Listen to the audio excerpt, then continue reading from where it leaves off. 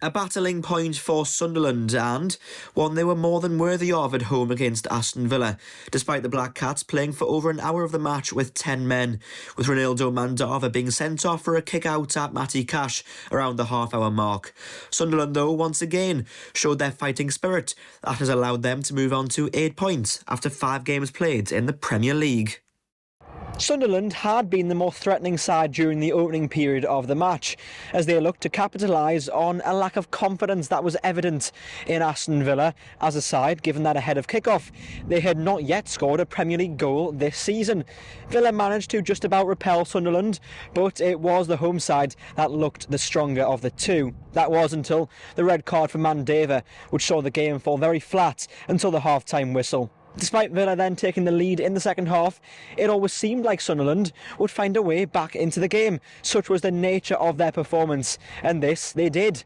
And even though Aston Villa did apply pressure towards the end of proceedings, Sunderland were able to hold firm and come away with another point, this time against a side like Aston Villa, who despite their poor start to the season still boast quality throughout their squad. As a result, the home supporters were certainly the happier of the two fan bases at the final whistle. So let's go back to the start of Sunday afternoon and go through the events that occurred at the Stadium of Light.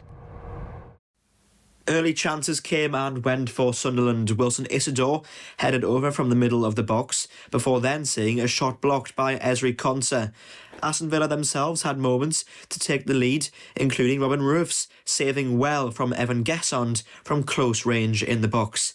The game, though, was flipped on its head when Sunderland defender Reinildo Mandava was sent off for lashing out at Matty Cash. The first half then fell very flat until the half-time whistle came. Omar Alderete did strike the crossbar for Sunderland within the first 10 minutes of the second period, but it was Villa who opened the scoring after 67 minutes when Matty Cash struck from outside of the area, with Robin Roofs only able to palm into the roof of the net.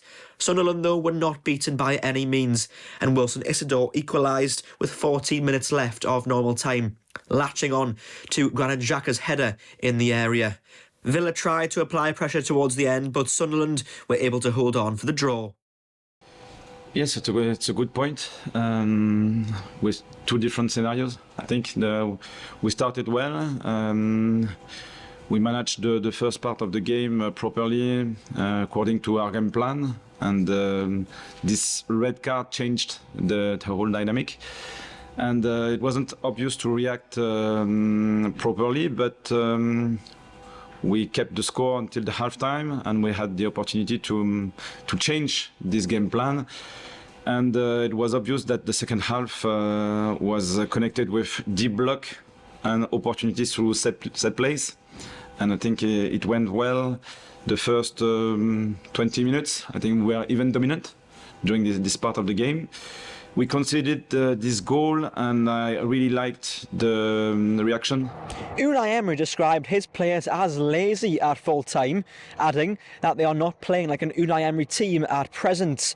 Quite the criticism from the Spaniard, but given that as a side they are yet to win a game and have only scored one Premier League goal as of now, perhaps Emery felt as if his players needed to hear such an evaluation about their recent performances.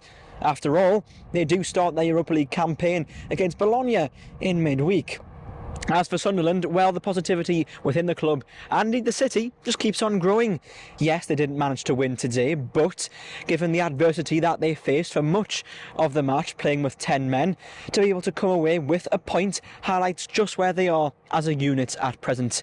Whilst Régis Le Bris does not always fully let on, it is clear that he is happy with the start that his side have made to the Premier League season, and he is particularly pleased with how well all of the new signings at the club have gelled and bought into his ideas. At present, Sunderland are simply going from one game to the next with the same can-do attitude, and it is getting them results. Aston Villa perhaps should have done better against 10 men here, but it could also be argued that Sunderland did not allow for that. Régis Le Bris' side continue on their way then, with a trip to face Nottingham Forest next.